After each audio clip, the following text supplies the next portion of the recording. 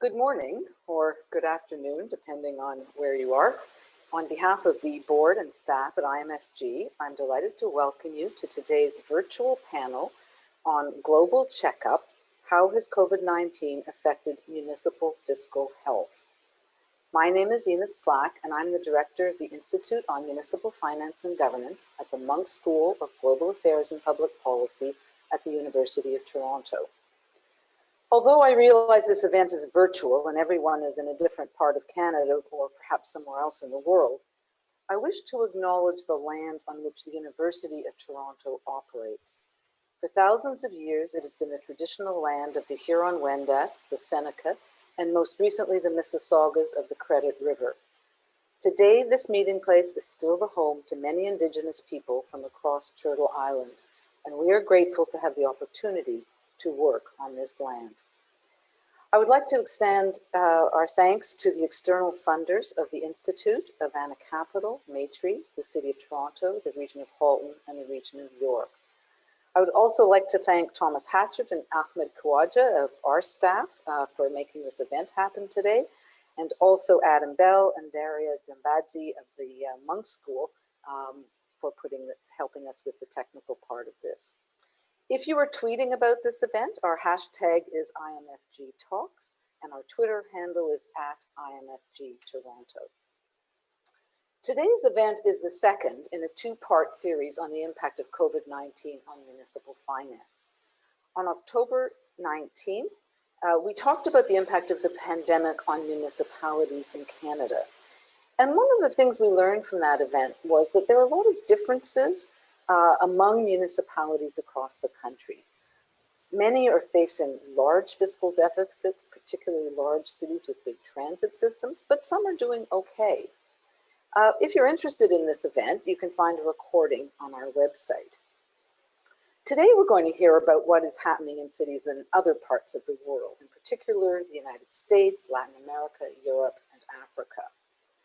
Have municipalities in some countries fared better than municipalities in other countries? Even within countries, are some municipalities doing better than others? If so, what accounts for those differences? Does it have to do with population size, the economy, fiscal health, or something else? And what needs to be done to ensure municipalities are able to bounce back? I'm going to pose these and other questions to our four panelists today. At the end, we will have time to answer questions from the audience. Please use the Q&A function at the bottom of your screen to send in your questions at any point throughout the talk. We will gather them up and I will ask as many as I can at the end of the talk. So let me first introduce our panelists. From Paris, we have Isabelle Chatry, who is a senior policy analyst at the OECD Center for Entrepreneurship, SMEs, Regions, and Cities. Her current research focuses on multi-level governance, decentralization, and subnational public finance. From New York, we have Howard Chernick, who is Professor Emeritus in the Department of Economics at Hunter College and the Graduate Center at the City University of New York at CUNY. He is a research affiliate at the University of Wisconsin's Institute for Research on Poverty. From Kampala, we have Astrid Haas, who is the Policy Director of the International Growth Center based in Uganda. She is an urban economist with experience in government and non-governmental organizations in many developing countries. Her research focuses on municipal and infrastructure finance. And lastly, from Mexico City, Andrés Muñoz. He tells me it's 28 degrees there today. Andrés is a senior fiscal specialist in the Fiscal and Municipal Management Division of the Inter-American Development Bank. Andrés' area of expertise includes fiscal decentralization and urban public finance in Latin America. I'm delighted to welcome all of you to the panel today. So let me start with a question to all of you. In the countries that you do research, what are you seeing as the effects of COVID-19 on municipal fiscal health? And in particular, if you're seeing differences, what are the reasons for those differences? And I want to start with Isabelle because I know the OECD has done some terrific work on the differences and what accounts for differences in the impact. So over to you, Isabelle. Thank you, Enid, and thank you very much for the invitation. I am very glad to share some of the OECD recent work on the territorial impact of the COVID crisis and how it is managed across levels of government. We have so far, as you said, published 2 notes on this topic, and we are currently preparing a new update for November. So we showed that the COVID crisis is a multidimensional crisis, which has a strong asymmetric territorial impact at all geographic scales, between countries, between regions, and between local areas. And I will focus now on the impact on some national finance. Overall, we carried out an online survey with the European Union Committee of the Regions in June, and it was towards 300 respondents from regional and local governments. And we found with this survey that 85% of respondents estimated the impact on some national finance to be negative, moderately and highly negative in the short and medium term. But the impact on some national finance is also very differentiated across some national governments, between regions and cities and between municipalities, because there are varying effects on some national finance, which depend on factors, and we have identified 5 main factors. The first factor is the degree of decentralization, in particular the assignment of spending responsibilities.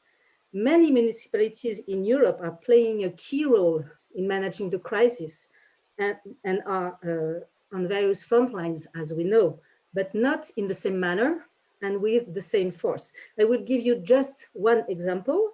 It is the spending on social protection. The crisis put, as you know, a strong pressure on social services and social benefits. These social spending account on average in the EU for 25% of local government expenditure, but around 35% in Ireland or UK, and even 56% in Denmark. So you can see that the pressure on local government will be different. The second differentiating factor is the structure and the characteristic of some national government revenues. On average, in the EU, European Union, tax revenues account for 37% of local government revenue, while grants, transfers, subsidies account for 47%. So in countries such as Estonia or Lithuania, where municipalities are largely funded by central government transfers, almost 90% of their revenues, the impact on the crisis should be smaller than in countries where municipalities depend a lot on tax revenues or user charges and fees, such as in Germany, in Sweden, in France, or in Italy. In addition, in Europe, taxes benefiting to local government are very diverse, much more, I would say, that in a Anglo-Saxon country where the property tax is the main local tax. In Europe, there are tax sharing arrangements which are widespread, and in several countries, local governments receive a share of the personal income tax, a share of the corporate income tax, or even a share of VAT. And these taxes are very sensitive to economic fluctuation. And they also depend on tax policy decisions, such as exemptions and relief, which strongly affects the tax basis. And there are also in Europe numerous other on-source taxes, which are very sensitive to economic fluctuation, such as local business tax, like in Germany or Austria, tourist tax in almost all countries, tax on real estate transactions, tax on cars, leisure, etc., etc. So the third factor of differentiation is fiscal flexibility. That is to say, the ability of some national government to absorb exceptional stress, the capacity to adjust their expenditure and revenue to urgent needs. And in many European countries, local governments are today subject to different kinds of legally binding fiscal constraints, and they place limits on the, for example, on the rate of growth of expenditure, on their budget balance, on their debt, etc. So of course, these rules are very important to ensure fiscal disciplines, but in times of crisis, they also limit the fiscal room for maneuver of local government. The fourth factor is the fiscal health. The extent of the damage on public balance and indebtedness depends a lot on the situation of the current budget balance, on the level of debt, of cash treasury, on the existence of set-aside reserves, or the possibility to activate rainy day funds. And finally, the last factor is the impact. The impact of finance also depends a lot on the scope and efficiency of support from higher levels of government. In the OECD, many national governments have already established support measures to provide for more fiscal space to local government, to municipalities. So they include measures on the expenditure side, on the revenue side, also relaxation of fiscal rules, provision of short-term liquidities, measure to improve fiscal management, etc. So of course, the extent of this support is very important to measure the impact on some national finance. So I would stop there.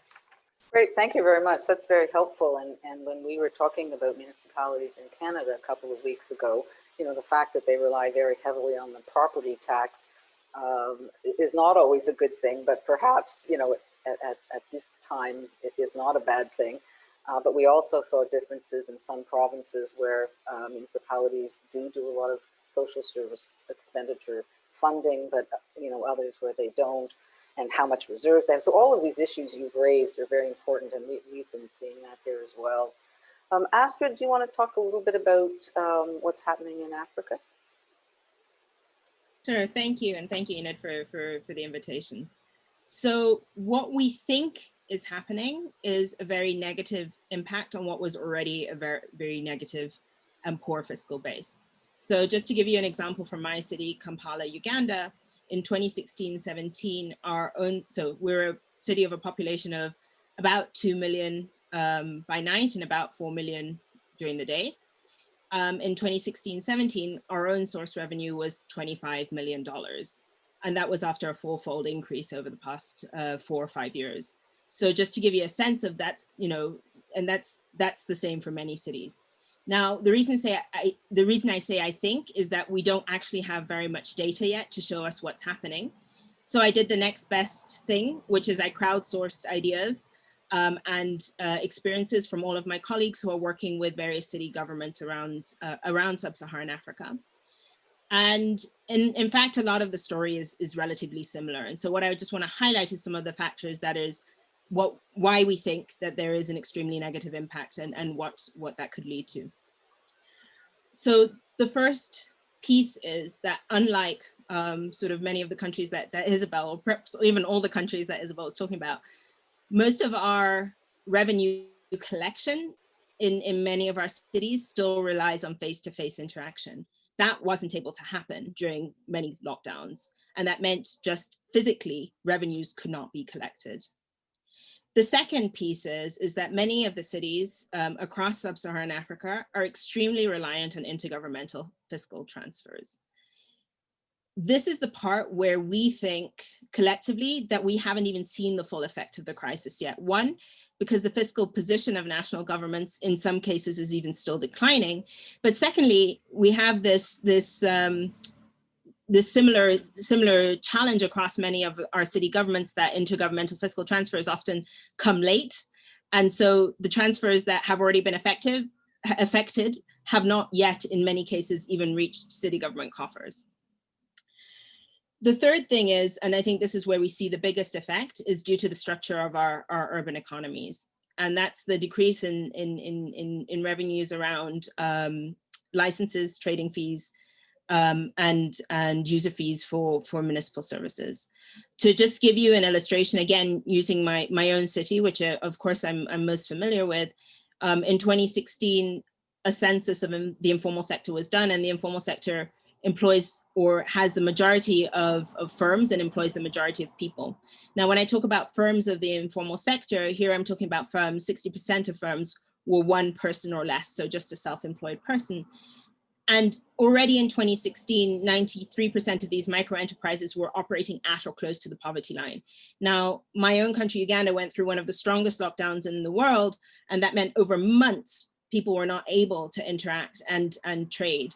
And that meant that probably the majority of these 93% have been pushed over the poverty lines. If you look at Uganda's poverty numbers at the moment, we've already, by some estimates, eroded 10 years of gains in poverty reduction. And interestingly enough, the sharpest increase in poverty has been in the city. So this leads to a number of other pieces, which is a lot of resistance. And so in some cities where reforms were just on the cusp of being implemented prior to the crisis, they stalled because people pushed back and said, we can't pay. Although in other places, and I'm happy to talk about that later, it just opened up eyes to potential reforms. And I think the other part that is very interesting is most of our cities, the majority of the cities across the continent, cannot borrow on the external market. So that's actually not an impact that we feel. But an impact that is very interesting, and that again, very specific to many of the cities that we work in, is that there's a competition for declining donor resources. And that's always a tension that has existed with cities and national governments competing for donor resources. But donor resources have also declined because this is a global economic crisis.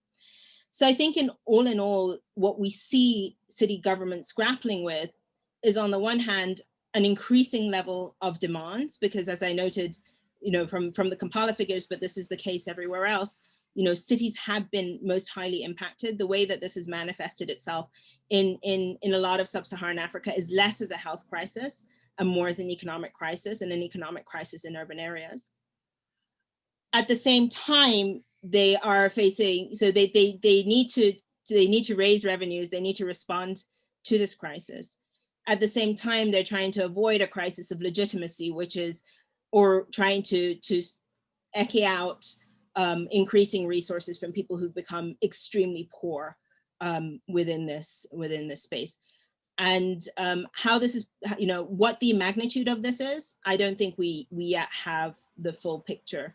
But as I started off by saying, the base that we were starting from was already relatively weak. And that, I think, conclusively across all the cities that we work in and across my colleagues who've provided inputs, we predict that that's actually going to not only be negative, but negative for months, if not years to come. Okay, thank you. So, I mean, one of the factors that Isabelle talked about is fiscal health, and you're saying the starting point for fiscal health hasn't been very good in African cities, and this is just exacerbating that situation. I'm also fascinated because I hadn't really thought of the face-to-face interaction being so important for collecting taxes, because we don't think about that necessarily in other parts of the world. So interesting, thank you. Turning to Latin America, Andrés, what's happening there? What are you seeing? Thank you. Very similar story to what we've heard of Europe and Africa. Perhaps I divide into two dimensions. First, the crisis is exacerbating structural problems of municipalities in the region. And with that, I mean the very large vertical imbalance that exists in most countries. This is a region where subnational governments and municipal governments depend highly on transfers and grants. It represents about 55% of their local budgets. And the other one is exacerbating regional disparities. On average, cities in Latin America, some cities are able to spend twice the amount per capita that other cities in some countries. It can get to 5 times, even after taking into consideration the intergovernmental transfers. And so we've seen, significant decline in revenues, particularly in countries where cities depend on taxes on commercial and services, commercial activities and services. And of course, we've seen a very large drop in intergovernmental transfers from revenue sharing systems. Some countries have been able to, at the central government, to support local governments through additional transfers through the use of rainy day funds. So the impact right now may have been mitigated a little bit, but for next year, with declines in national revenues, we may see significant drops in city revenues as well. And on the other side, as forefront of addressing the crisis, municipal governments have had to increase spending significantly in health and police services. So they have seen tremendous pressures to spend much more than what they've been able to do in the past. Two new challenges I've seen. First is what Astrid was mentioning. The significant pressure on local governments to maintain operations, to continue providing services digitally. They were on track to digitalize local governments, but this crisis has been so fast that they are struggling to provide services, to collect revenues digitally. So that's a new challenge, or a relatively new challenge. And the other one is starting to prepare better for crisis, right? And Latin America is characterized for natural disasters, for example. And so that may be the next crisis in coming years. And so they've seen with this crisis that they have to better prepare, have better financial strategies to deal with this crisis. And so that's like the whole picture. The factors, when we studied this together in 2018, we found that in general, cities didn't show problems with high deficits or high debt levels, but they were relatively weak in terms of the overall integral fiscal health. And this varied significantly across cities and across regions. So what the factors underlying this condition were primarily related to the size of the tax base, and so it's really important. Those cities that really got to exploit better their revenue sources entered this crisis in a much better position, and that in Latin America for local governments mean the property tax. And so mainly large cities in large countries such as Colombia or Brazil, they exploit much better the property tax, and they are getting through this crisis a little bit better. And so just to highlight, it's the same story for other regions, but here local capacity is a really important factor in determining the fiscal health of local governments. Great, thank you. And thanks for raising the issues of vertical fiscal imbalance between levels of government and horizontal fiscal imbalance among local governments. I think those are important issues. Howard, you co-authored a study on 150 cities in the US and the impact of COVID. Tell us a bit about that.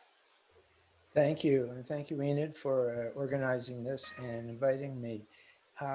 Yeah, together with my co-authors, Andy Rashofsky and David Copeland, we did a study that came out a month ago, that attempts to project the fiscal pressure shortfall on big cities in the United States. And our sample was 150 cities with which we've worked before. And the benefit, the advantage of this sample is that it's comprehensive in terms of all the fiscal arrangements within cities. So whether a city is responsible for schools or not, whether the county is important, we take account of that. Not perfectly, but we try to take account of that. So it's a pretty good expression or measure of the city's fiscal health and fiscal pressure. So ours was an exercise in forecasting. Most of the work was done in March, or when the pandemic was just beginning, hitting New York City very hard. Some other regions of the country were not hit very hard. And what we found, we did a forecasting exercise where we said, let's take a set of assumptions that would imply a less severe impact and a more severe impact. So two scenarios. And what we found on average was a story that's roughly similar to what the other panelists have found around the world. Sharp projected shortfalls in revenues, in municipal revenues. Our main focus was on the revenue side. About in the less severe scenario, about 5.5%, which is pretty big. In the more severe scenario, about 9%. For example, in the more severe scenario, 133 out of 150 cities were projected to have fiscal shortfalls of 9 or 10% or more. So almost all cities hit. Now there was a lot of variation across across the United States. So the hardest hit cities, 4 or 5 of them, were actually in New York State. Some of the lowest impact were in Texas and a bunch of other cities in the middle. So what accounts for these differences?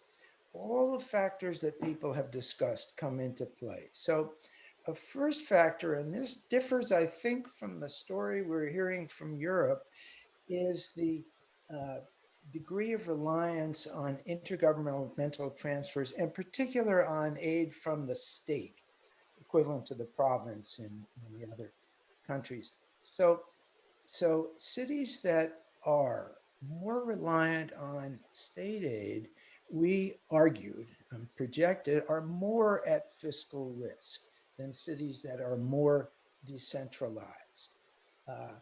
And the reason for that is that states are under severe fiscal pressure, and we project or argue that states will cut in response to their own fiscal pressure and their legal obligation to balance their budget, will cut aid to localities, probably most likely in proportion to the degree of pressure on their own budgets. So the more you're dependent on state aid, the bigger the hit to your revenues. Examples are the cities in New York, Buffalo, Rochester, Syracuse, Yonkers, even New York City, cities that are not in the opposite end, for example, include cities in Texas like Dallas and Houston. Second factor is the municipal fiscal structure. In the United States, the property tax is the major local tax, making up about 50% of local revenue, non-intergovernmental revenues, but the extent of reliance on the property tax varies enormously. And here we found, or we argue, that the cities that are more property tax dependent are, in the short run, at least in 21 fiscal, in this current fiscal year, are less at risk because the property tax is quite stable over the short and medium term. And indeed, New York City, for example, which is experiencing very severe fiscal pressure, the estimates from the local research organizations are the property tax will be stable and grow at a small rate throughout the whole crisis. So cities that rely more heavily on the sales tax and the income tax, or selective sales taxes that are exported, for example, hotel taxes, they are hit much more heavily. So that includes, again, New York, New Orleans, some Las Vegas, some cities in Florida. So tax structure, we project, matters a lot. When I say we project, I want to be a little bit cautious because local fiscal patterns are complicated. And in preparation for this seminar, I did a little analysis to kind of replicate an actual data from what we call the Great Recession, which wasn't great, is great only in its magnitude, on the role of fiscal structure, for example, the share of state aid, share of different taxes in explaining or correlating, explaining the decline in revenue. And except for the property tax, which is what we were some, the other patterns are not statistically significant. And this is the US cities from 2007 to 2012 or so. So it's a little bit of a note of caution that I want to add and emphasize what we're projecting. If you say, well, which cities are hit the hardest in terms of fiscal health? Andy Rashofsky and I did a paper that's still unpublished on fiscal health of cities in 2014 using the well-known fiscal gap approach. And we found very little correlation between those rankings of fiscal health in that year and which cities are hit the hardest are projected to be hit the hardest under the pandemic. Why is that? The major factor in the fiscal health analysis is the fiscal capacity, the revenue capacity of the city. Expenditure needs differ, but I think are not as important in the overall ranking. And we've seen this dramatic turn in fiscal capacity. So the booming cities, the New York, there's only New York, San Francisco, have had dramatic decreases in economic activity. New York is experiencing very high rates of unemployment, and that translates into decreased tax revenue across many, many different sources. So that's a kind of summary. I'll just say the federal government has to be provide significant intergovernmental aid. They did initially about 150 billion to states and localities, but that money was linked to the extra costs from the pandemic, from the COVID, and the money will run out by the end of the year. That money was not well targeted to cities. It was basically on a per capita basis. So when we did our analysis, it looked like it was very poorly targeted because New York and Boston were the hardest hit. Now, in the bad news spread everywhere, per capita distribution of that money is probably more reasonable as the COVID spreads across the country in a devastatingly uniform pattern. Without additional federal aid, cities will have to make severe cuts, which are likely to exacerbate and have the greatest impact on low-income residents of cities. So that's a kind of bottom line. Okay, thanks, Howard. And we'll come back to the role of the federal and provincial and state governments in a minute. But again, you're stressing the fiscal capacity of cities really is determining how well they're able to manage this. And again, the property tax comes up. And, we always say the property tax is a good tax because it's stable and predictable. But on the other hand, it doesn't grow with the economy. And so at times, we always fail to look at the other side, which is when the economy is not doing well, those property taxes do stay stable. Howard, what do you think needs to be done to help those most in trouble? Just the federal government to come in, as you just said, or anything else? Well, the most important thing right now to mitigate the catastrophe is increased federal aid. And there's a reasonable bill that's before Congress, but there's a significant divide in the United States. It tends to be between what we call blue states, Democratic states, and Republican states. Although, as we have shown, the fiscal pressure is not a blue state or red state phenomena. It's an all-state phenomena. But that's the politics of it. One thought I've had, which I would throw out for additional, so we find here in a sense that centralization hasn't worked so well. That is to say, cities that are more dependent on state aid, like those New York states, are going to be hit very hard. And the reason that we were taught, we learned that we should have more state aids is that it allows for fiscal equalization between cities and regions with different economic strengths or fiscal capacity.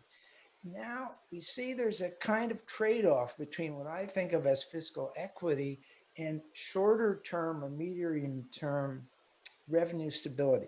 So one thought I had, it's an old discussion in the United States and I think in Europe, is maybe we could we move the fiscal equalization down somewhat more from the state level to the local to the regional, and through things like tax-based sharing or amalgamations, kind of the Canadian route in that. So this whole thing raises very difficult questions of fiscal trade-offs, but that's one concept I've been. Okay, good, thank you. And we do have a little more experience in Canada with amalgamations than you do in the US.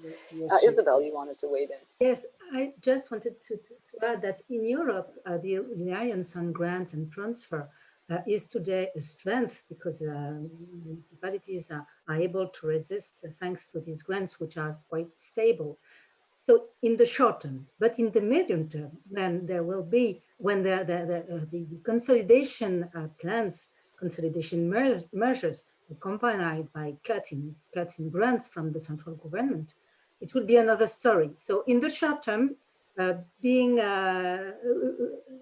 relying on grants is a strength, but in the medium term, it can be a problem. Right. So I want to talk about what you see as some of the lessons that local governments need to take from this, and you know, this is not just today. This is going on. I think I heard your co-author Howard Andy Rashofsky talk about the long fiscal shadow of the pandemic, and the mayor of Edmonton here in Canada said it would be 2 to 5 years to return to normal. So, what do you people think about some of the lessons that local governments have learned from this and what they need to do? Anybody want to jump in? Isabelle? Yes, I can continue. I think that some general lessons can be drawn from municipalities, such as the importance of inter-municipal cooperation, coordination between municipalities, especially in times of crisis. I think it's an important item. Also the need to invest on digitalization, as it was said, for external and internal management, and the need also to revisit public space, reinvent the city of tomorrow, etc. But I would like to focus on one important lesson for municipalities from the fiscal side, from my point of view, is the issue of fiscal resilience and how municipalities can better prepare themselves to future fiscal shocks. And of course, municipal resilience depends a lot on external factors on which municipalities have no leverage. But not only, municipalities can also act on their side. They can improve their internal management and in particular improve their fiscal management. And I agree with Andrés on this point. There are a lot to do. A sound financial management should be considered as a strategic issue and a component of fiscal resilience. So municipalities should invest on human resources, on capacity, and on modern financial management tools to manage their budget in an age of uncertainty. So this includes, for example, recruiting skilled financial managers, increasing training on financial management issues to build better capacities, investing in IT, on e-government tools to help financial decision and management. Also conduct more prospective financial analysis, forward-looking, build on scenarios for the future. developing fiscal sustainability strategy, fiscal resilience plans, and also very concretely establish rainy day funds, financial reserves, emergency funds, and so on, or stabilization funds, or whatever they are called. But yeah, so I think financial management is a key lesson for municipalities. And that goes to your the point you raised about the situation they're in, how much reserves they have, how well they've managed, the fiscal flexibility. I think that was the factor you were talking about. So you're talking about, sorry? No, it reflects effectively the point I raised in yeah. So you're talking about tools for them to have more fiscal flexibility going forward. Yeah. Anyone else want to jump in on that one? Astrid? Maybe I can. I feel like, I think from my perspective, the lessons are probably less sophisticated and less surprising, and a lot of things we knew before the crisis that just became a lot more acute because of the crisis. I think first and foremost, there's a major opportunity in most of the cities that we work with on improving tax administration and to use technology to do this. Like we have leap years to go in terms of being able to do this. And as my own city, I talked about the fourfold increase in revenue, and that was largely just through administrative reforms and moving to digital technologies. Now that doesn't come without a cost, right? These face-to-face interactions provide jobs, and it's very difficult for a city to say during an economic crisis, hey, we're gonna take away your job. So it will have political resistance. And we've also seen, pre-crisis, cities moving to sort of a more digital era, seeing that those reforms stalled because of the number of jobs involved. I think secondly, it's interesting Howard said, centralization hasn't worked so well. And I don't know, listening to Howard and Isabelle talk about stable transfers and regular transfers, it's just, it's something I can't quite fathom or can't quite imagine. But I think what has happened in this crisis is that cities have often across the continent become the service provider of last resort. So even if something was in a national government mandate to provide, cities were at the forefront of dealing with it. And I think there's now a much, much bigger political window to push for reforms that will allow cities to be more flexible on their own source revenue. And here I think the property tax, as Enid, because we've had multiple conversations about this, the property tax has huge potential and huge underutilized potential. And potentially, I mean, obviously it's the tax that everyone loves to hate, but also just in terms of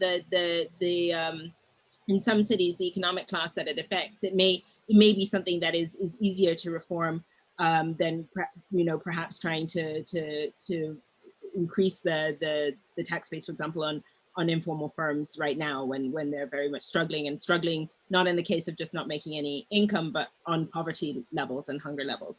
And I think finally, and this was one of my colleagues said this, he said, citizens are key to achieving municipal fiscal health across our cities. And this, I think the big opportunity that this crisis has shown, because cities have been frontline providers, it has actually started to see an increase in the sort of social contract and improvements in tax morale, which I think really cities should bank upon and continue to work on, because that's actually a piece that we don't really have yet. People don't know why they pay their taxes and therefore don't want to pay their taxes. But now as cities provide, and there's one city, for example, we work with that used, this opportunity to say property tax revenues are helping fund the extra expenditures we have on health and directly supporting you. And to increase those messaging and to increase that communication, I think is something that is a window of opportunity as well that we have created through cities really sort of being at the edge of this service provision that needs to then sort of continue and be built upon in the future. Right. I'm going to turn to Andrés, but I just want to remind people listening, we have some questions coming in, but please use the Q&A function and we will try to get to your questions at the end of the hour. Andrés. Thanks. Yeah, I do agree that for Latin American cities, it is really important the lessons in relation to improving coordination and cooperation across level of governments and among levels of government. And also the issue of building resilience through infrastructure, through financial strategies. But I won't repeat what Astrid and Isabelle have mentioned. I want to really stress the issue of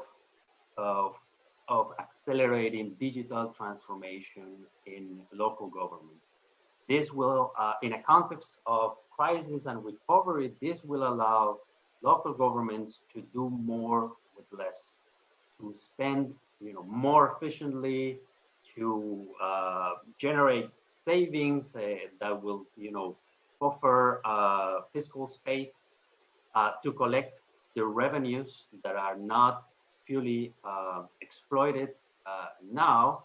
But the warning that I want to leave you with this thought is that this very same digital technologies, and here we're talking about big data, data analytics, and machine learning and blockchain, they enable the collection of data and foster processes at the centralized level. So the warning here is you do transform digitally, or your autonomy may be lost, because higher level of governments can implement these technologies and do what you can do. So this is, a call for local governments to be aware that there's no time to waste in initiating these processes or accelerating them there, or otherwise other level of governments can do the same things with these technologies.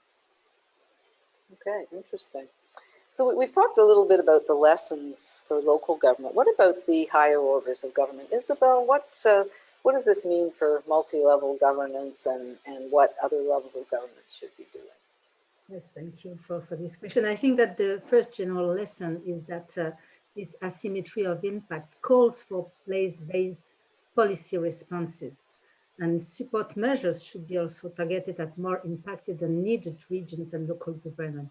And of course, it's also raising issues concerning multi-level governance. So I will focus on lessons perhaps related to local finance. I think that the first lesson is that the fiscal decentralization framework should promote a better balance in the assignment of responsibilities, and a better balance in the structure of local revenues, with diversified sources of revenues between grants and taxes, between stable taxes, and, as you said, more dynamic taxes, which goes with the economy. And this is to avoid overexposure to risk on income and expenses. And the local finance system should reinforce municipal resilience. The second lesson is that the fiscal decentralization framework should be conceived to ensure more flexibility to municipalities to manage their finance. They should be able to activate, in case of crisis, emergency measures, and to prepare for future shocks. The third lesson is that there is a need of stronger fiscal coordination and dialogue between municipalities and higher levels of government. This can be done, for example, through association of local government, where this way is particularly successful in Europe, with Nordic countries, for example, in Sweden, Finland, Denmark, etc. It can also be done through more formal coordination platforms, such as fiscal coordination councils. Such coordination mechanisms have been activated during the crisis, but not always, even if they existed. So there is an important focus to put on this. It is crucial that local government and higher level of government agree first on the diagnosis in terms of assessment of the pressure on revenue and expenditure, on deficit, etc., and then on the way to compensate these fiscal gaps. And this should be discussed across levels of government. And unfortunately, it is not the case in many cases. And we have been recommending this in Canada. We simplify it by saying who does what and how do we pay for it. And we need to rethink some of these things. And the pandemic has highlighted some of those structural problems that we face.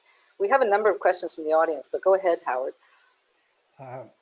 One of the knotty questions for me is the issue of reserve funds. A common response to crises such as this, or crises is cities and or states should have bigger reserve funds. They vary a lot in the United States, across states, and some states are refusing to release a lot of their reserve funds, saying we can't do it this year. But I think more broadly, there's a question of what is the optimal reserve fund. And people, prominent economists such as Joe Stiglitz, and I've argued this myself, maybe in a fiscal pressure, it may be more efficient for the state or even the city to raise tax rates, in a sense viewing the reserve as being in the pockets of higher income people, which can be tapped. And that might sound absurd, but in fact, a bunch of states did that in the Great Recession. And I think, if I haven't seen a definitive analysis, that they fared better than the ones that cut and cut. So this reserve fund issue is like every issue, is a trade-off and delicate, difficult issue. Yeah, no, it's an interesting issue for sure. Did anyone want to comment on that? On what is the optimal reserves that municipalities should be holding?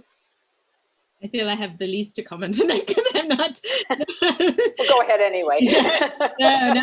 I mean, I think it would be a really wonderful position to be in for any of the municipalities that I'm working in to have reserve funds. But I think, like, as I said, I think, you know, what we're talking about here in many of the cities that we're working in are just like far behind even thinking about what are optimal levels of reserve funds, which is, it's more like, how do we even raise more money? Managing a city on a 4 million person city, arguably on a $25 million own source revenue. Of course, you know, that doesn't take into account of intergovernmental fiscal transfers. You can't even start thinking about reserve funds in those cases. And it goes to Howard's point that the more affluent municipalities are more able to do this. Exactly. So I have some questions from the audience. Do you think that the senior levels of government are prepared to ease some of the hierarchical restrictions or constraints to provide more flexibility for municipalities? Any thoughts on that?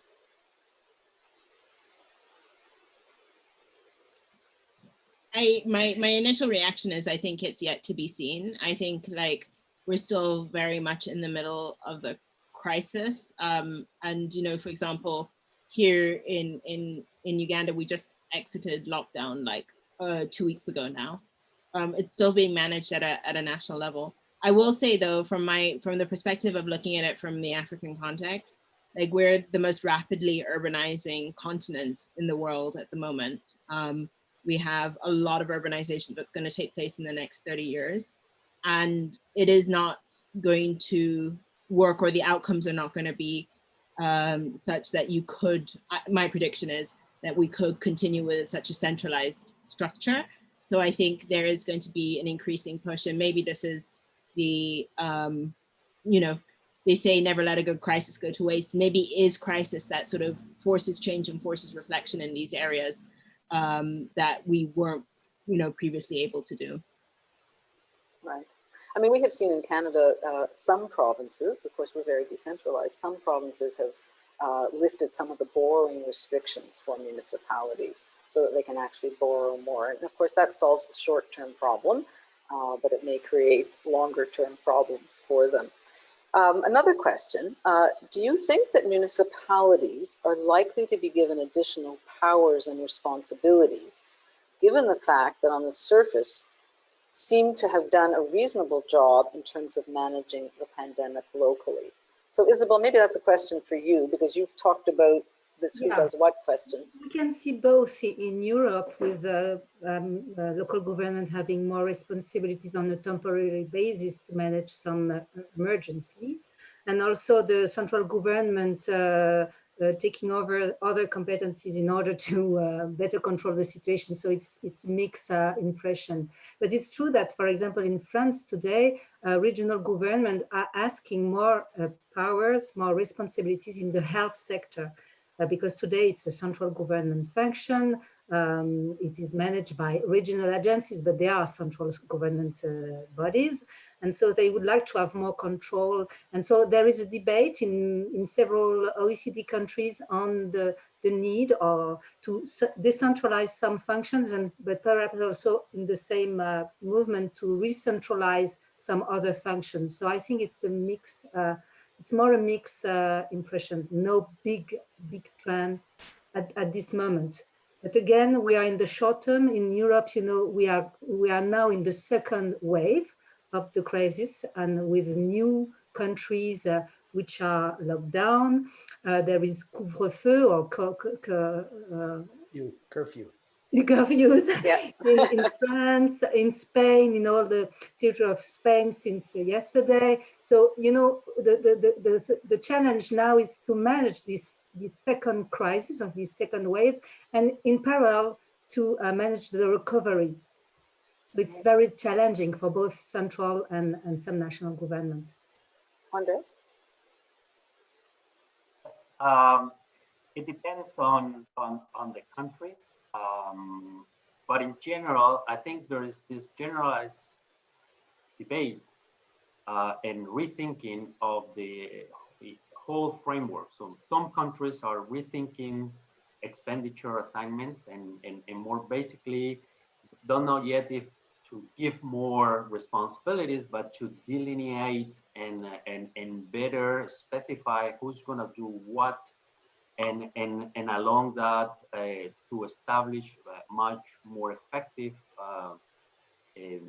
coordination mechanisms between levels of government, so that there is more efficiency and simplicity across that. And paired with that, some countries are thinking about tax handles and giving more resources and better resources to local governments. We are seeing reforms, not only to give more resources, but also to make the system as a whole more efficient. And finally, what I'm seeing is this need for recovery purposes, as Isabelle was mentioning, to better coordinate public investment in the region. You know, local governments, or national governments in general, they make about 60% of the whole national investment level. So it's and most of that or some of that is co-financed between levels of government. So they are really interested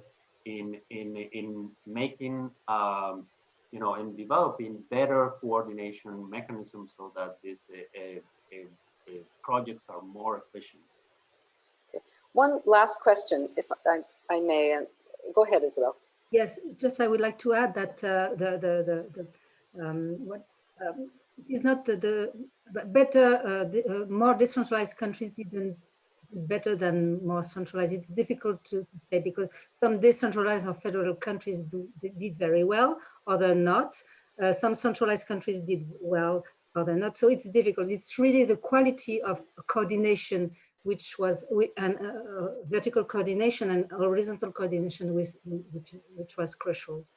So yes, I just wanted to insist. That's a good point. No, and that is a good point, and I've seen that literature as well. It's, and also, there's no one model that has worked perfectly. And on public investment, it is also very important that municipalities have enough fiscal space to take part in the recovery plans and to be fully involved, and also to ensure more effective place-based policies and green and inclusive recovery, because they are very well placed to do that. Right.